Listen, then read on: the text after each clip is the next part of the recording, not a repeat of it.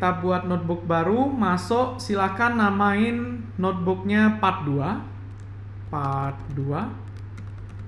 PCA dan kanker payudara ya, breast cancer. Oke, kanker payudara. Oke, kita tes snippet aja dan kita balik ke scikit-learn ya, balik ke gampang. Udah waktu itu PyTorch mungkin agak berat gitu ya. Nah, silakan kita import, kasih nama import data, df sama dengan pd.read csv data / breast cancer. Oke, kita coba lihat datanya. Nih datanya lihat banyak banget ya, banyak banget. Bahkan sampai pandas pun nggak muat nampilinnya. Ini ada tanda titik-titik. Bentar ya, kita coba biar bisa lihat semua kolomnya. pd.options display maksimum columns 100 kolom. Oke, ini udah kelihatan semua fitur kita. Coba kita analisa dulu satu persatu gitu. Di sini kita ngomongin kanker payudara, ada rata-rata radius dari payudaranya, tekstur, perimeter itu keliling gitu ya, keliling, luas, smoothness, compactness, concavity, ini banyak banget informasinya. Tapi kalau kita lihat, sebenarnya fitur pertama, fitur kedua, fitur ketiga, keempat, ini bukannya mirip ya, ini kan informasinya adalah geometri dari payudaranya, ya nggak? Simetri, concavity gitu. Sebenarnya ini informasi yang relatif sama ini semua gitu. Yang sebenarnya kita bisa gabung jadi 1 atau 2 dimension gitu ya. 1 atau 2 fitur yang Wira nggak tahu fiturnya apa, tapi yang penting jadi 1 fitur atau 2 fitur yang merepresentasikan ini semua gitu. Oke. Dan mungkin yang ini juga apa ini? Perimeter error, area error gitu. Kita tes aja coba kali ini. Wira, kalau kita lihat sih ini semua tentang geometri-geometrinya. Jadi harusnya semua make sense untuk memprediksi kanker payudara. Tapi dibanding kita repot-repot memikirkan fiturnya, kita coba minta PCA tolong reduce dimensionnya supaya lebih bermakna. Jadi mirip ya, mirip seperti yang kita lakukan di neural network gitu. Walaupun nih PCA udah jauh ada sebelum neural network gitu ya. Kita ada fitur kombinasi linear untuk mereduce gitu, kombinasi linear untuk reduce gitu, baru lakukan prediksi kan ya, regresi gitu. Jadi ternyata idenya ini masih mirip walaupun udah sampai di deep learning. Ini konsep kita masih semua sama. Representasi fitur di encode menjadi fitur yang lebih bermakna. CNN kan juga gitu kan ya, ada image, CNN kan representasi fitur jadi image yang lebih kecil tapi yang lebih bermakna gitu. Nah, ini nanti akan lebih clear lagi di deep unsupervised learning. Wira akan formulasikan, Wira akan definisikan ya tentang prinsip dari ini, mengkompres seperti ini. Jadi itu adalah ilmu yang penting banget untuk teman-teman akhirnya benar-benar dapat gambarannya, ternyata deep learning tugasnya adalah itu gitu ya. Feature extraction. Ingat kalau klasifikasi kita harus lihat balance atau imbalance ya, value counts. Oke, tidak imbalance ya, karena kalau kita lihat baseline-nya berarti 357 tambah 212. 60% ini belum imbalance, atau tips lainnya bisa pakai kayak gini ya. Ya, 60%. Berarti ini masih biasa aja, kita boleh pakai accuracy aja, itu aman. Bagaimana dengan data yang bolong?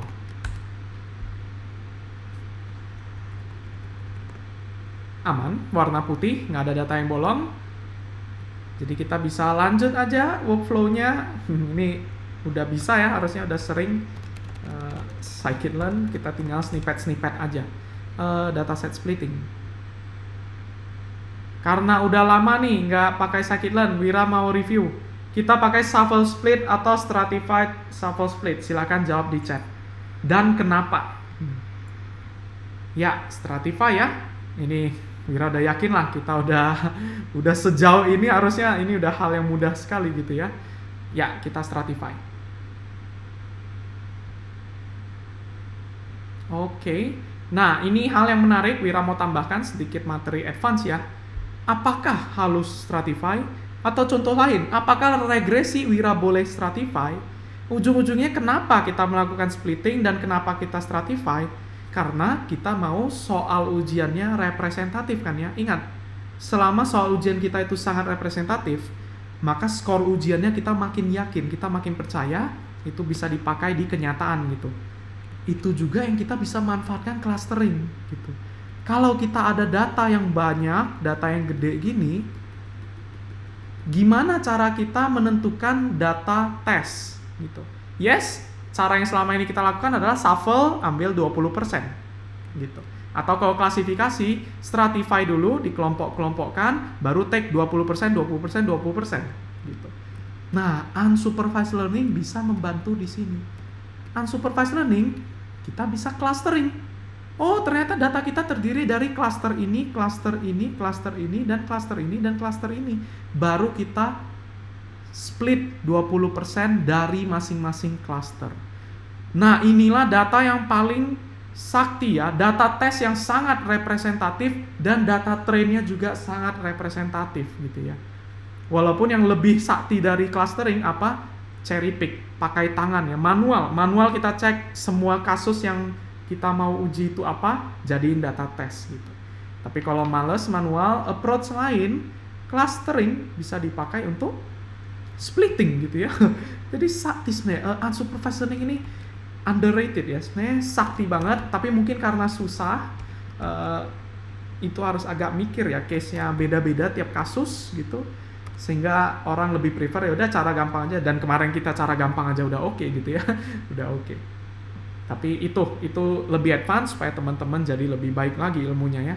Nggak wajib, nggak harus stratify, atau malah regression pun boleh stratify gitu. Karena tujuan utamanya sebenarnya bukan tentang klasifikasi stratify gitu. Tapi tujuan utamanya adalah soal ujian yang representatif. Oke, di sini ada 114 soal ujian, Wira rasa udah cukup. Kalau nggak merasa kurang dikit, boleh 25% gitu, atau mungkin 30% gitu ya. Oke, Wira pakai 20%.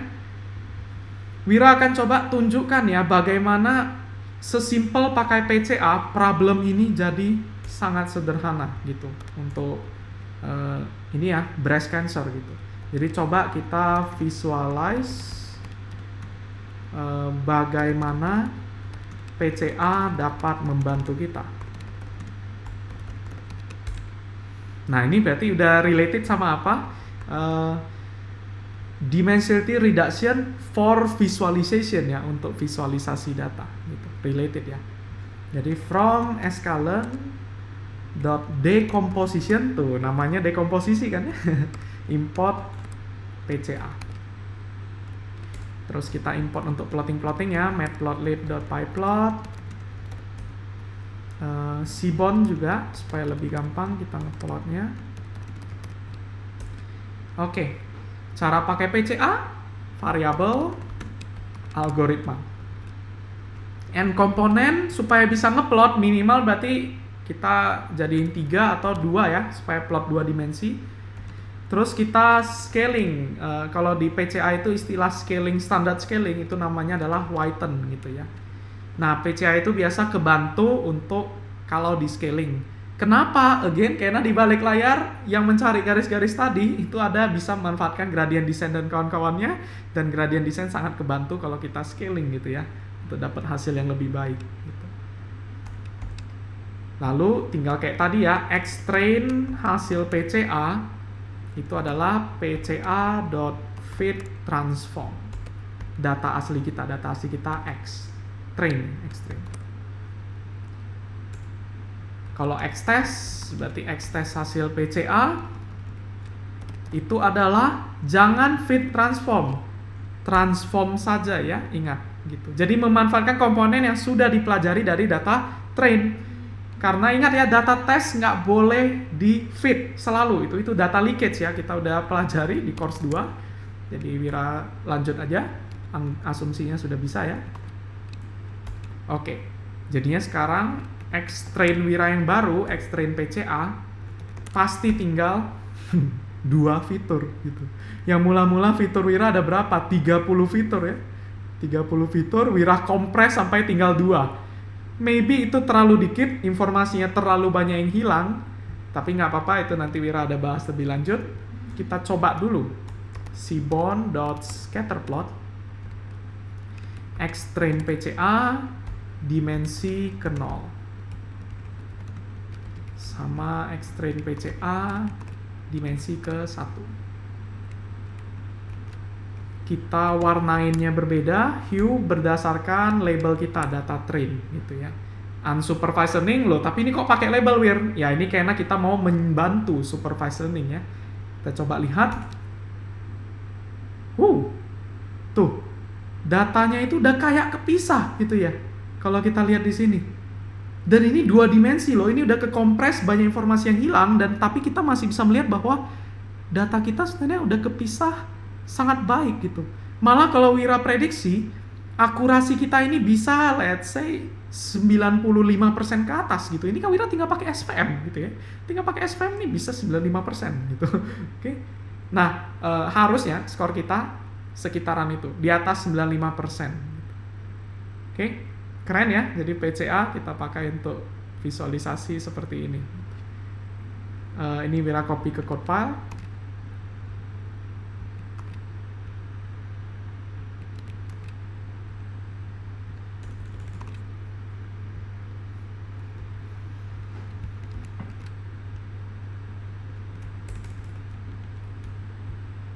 Ya, silakan. Yang di atas udah snippet kan ya, jadi nggak usah lagi ya. Oke, kita lanjut training. Snippet ya, training. Snippet. Preprocessor common aja. Terus ada kita klasifikasi mau pakai apa. Kalau tadi Wira lihat SVM udah cukup, Wira tes pakai SVM ya. Harusnya sih sudah cukup banget, bisa 90% ke atas. Tuning Wira pakai random search biar cepet, efisien ya. Rapi-rapiin sedikit. Ini mungkin teman-teman kalau yang ya ini udah kita ngerjain berapa project nih, belasan project, udah bosen ya lihat ini. Udah bisa Wir, udah skip aja. Ya, kita coba ya. Wira yang ngetik kalau kayak gitu. Apakah kita ada data kategori? Lihat data kita dulu.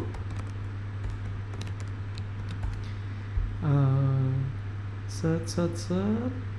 Ya kayaknya ini geometri semua, informasi geometri payudara ini kayaknya numerik semua ya. Jadi Wira langsung saja kategoriknya buang, tapi Wira isi di numerik pakai xtrain.column. PCA-nya di mana gitu. Ini di atas nih Wira cuman ngajar ya, tapi kalau praktek PCA-nya taruh di mana? PCA itu preprocessor gitu ya. Jadi setelah di impute dan lain-lain, maka step selanjutnya ini kita pipeline-nya. Nah, sekarang baru pertama kali ya kita pipeline-nya jadi 3 step PCA gitu ya. Dimana yang kita lakukan adalah PCA. N komponennya berapa? N komponennya bahkan bisa dituning gitu. Kan ingat ya, apapun yang kita masukin ke sini semua bisa dituning kan gitu. Jadi bahkan nih N komponennya ya udah, kalau ragu, bingung, kita tuning aja gitu. Tapi kalau tuning konsekuensinya apa? Ini kan udah beda ya, beda sama yang Wira rekomendasikan biasa. Berarti kita harus ketik manual, balik lagi ke course 2 gitu ya. rsp.svm params. Yaudah, kita ketik manual ya. Balik ke zaman kita awal belajar. Parameter sama dengan sebuah dictionary. Masih ingat kan ya, scikit-learn itu syarat untuk ini parameter search-nya, nama pipeline-nya sama nama parameternya. Baru silakan kasih rentang-rentangnya gitu. Rentang-rentangnya kalau random search itu kan interval ya, kita nggak bisa kasih, bisa sih kasih dalam bentuk list gitu. Tapi kalau bisa kasih yang rentang gitu. Nah rentangnya ini bisa dari Jacob DL, di import ya, tuning, kok DL sorry, Jacob ML dot tuning dot space, kita import. Nah ini ada interval real, ada interval yang integer gitu. Oke. Jadi bisa dimanfaatkan. In this case sih gamma sama C itu kan real ya. Kalau ragu ya udah pakai aja yang dari RSP tadi ya, kita tinggal copy gitu. Kita tinggal copy dari RSP karena itu udah rekomendasi Wira. 10 pangkat min 3 sampai 10 pangkat 3 secara logaritmik. Yang kita mau tambahkan itu ini nih, PCA underscore 2 kali n components, supaya nggak typo Wira pakai copy aja ya. Ini integer kan ya, integer dari berapa sampai berapa. Tadi kita kan ada 30 dimension ya. Ya udah dari 1 sampai 30 deh. 1 itu sebenarnya keterlaluan sih, 30 fitur dikompres sampai tinggal 1. Mungkin udah nggak make sense gitu ya. Tapi ya udah, ini kita kasih aja tuning gitu ya, kasih mesin yang tuning. Nanti dia yang cariin mana komponen yang terbaik gitu. Whiten, apakah di scaling atau tidak ya. Jadi whiten. Ini true false, berarti kita bisa pakai list ya, true false. Oke. Jadi ini bukan RSP, bukan lagi pakai rekomendasi Wira, tapi kita custom kan ya. Nah, cross validationnya ya boleh 3, 5, 3 boleh. Scoring tadi balance, jadi nggak usah diatur lagi, akurasi aja. Pakai 50. Oke, ini Wira tes run dulu ya, kalau jalan Wira copy ke depan. Oke, jalan kayaknya. Bentar, Wira copy beserta import-import tadinya.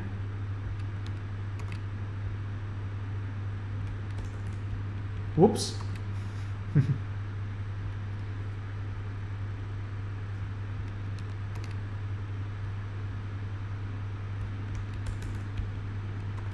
Oke, silakan di copy. Udah, kalau udah kita coba lihat hasil yang ditemukan oleh random search ya.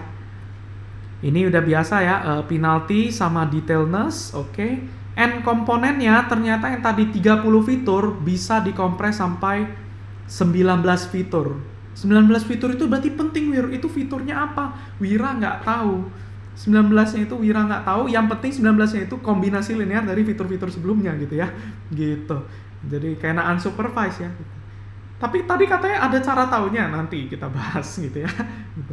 Whiten, yes, ya biasa memang PCA sih selalu mau di whiten ya, itu membantu PCA soalnya. Ya kalau mau bahkan nggak usah dituning, ya udah langsung aja whiten sama dengan true di situ ya.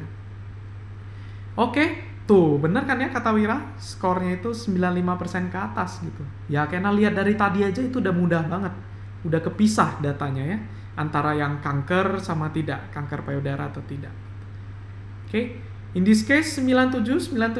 Oh, ini model yang bagus gitu. Wira udah. Ini siapa yang mau bangun startup medical tuh, nih bisa deteksi kanker payudara gitu ya.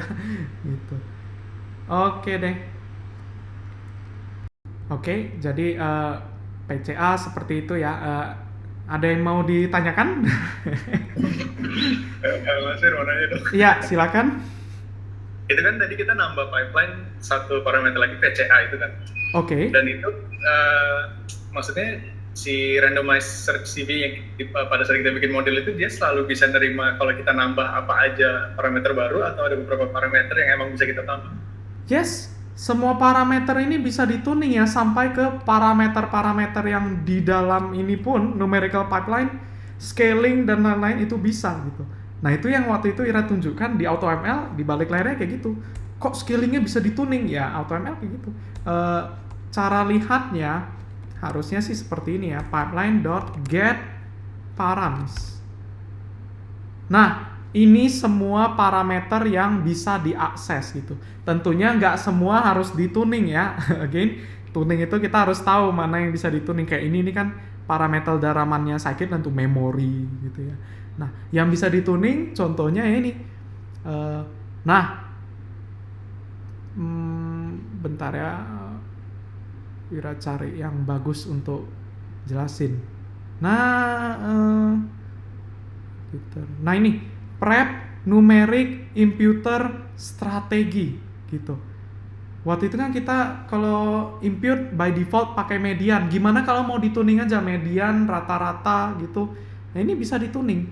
Jadi nanti di sini kita tinggal tambahkan yang panjang-panjang tadi, prep numeric bla bla bla. Ini strategi.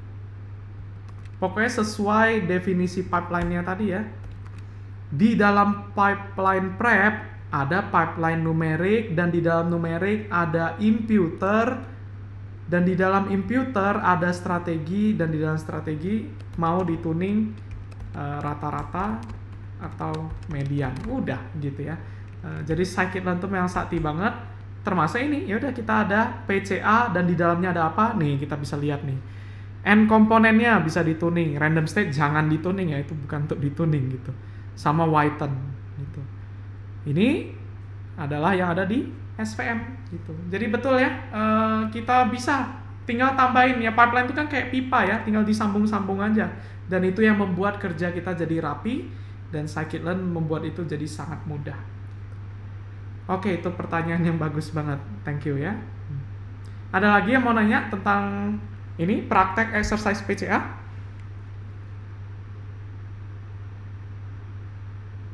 Oke, nggak ada ya. Kita lanjut